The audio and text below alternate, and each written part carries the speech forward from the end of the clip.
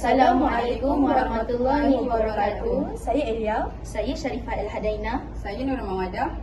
Kami dari kursus DMI Untuk mata pelajaran sejarah faham Yang bertajuk Tata Cara Kehidupan Bertanah Air. Assalamualaikum warahmatullahi wabarakatuh. Salam sejahtera kepada para juri, peserta serta hadirin sekalian. Syukur kehadirat Allah kerana dengan izinnya saya dapat berpeluang untuk menyampaikan pidato saya yang bertajuk Fiqh Al-Watan, iaitu tata cara kehidupan bertanah air. Tanah air ini adalah amanah Allah. Ia bukan saja tempat kita tinggal, tetapi bumi yang wajib kita pelihara. Dalam Malaysia, kita memerlukan panduan untuk hidup harmoni.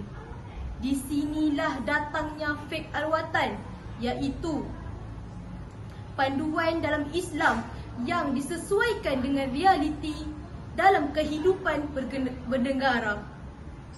Yang pertama, menjaga panduan dalam Al-Quran surah Al-Hujurat ayat 13 yang telah menegaskan bahawa manusia diciptakan berbangsa-bangsa untuk berkenalan, bukan bermusuhan.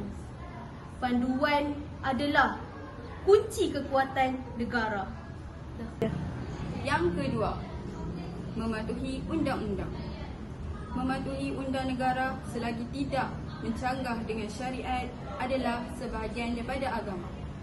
Bila kita berdisiplin di jalan raya, mematuhi undang-undang serta menjaga harta awam, itu semua adalah ibadah.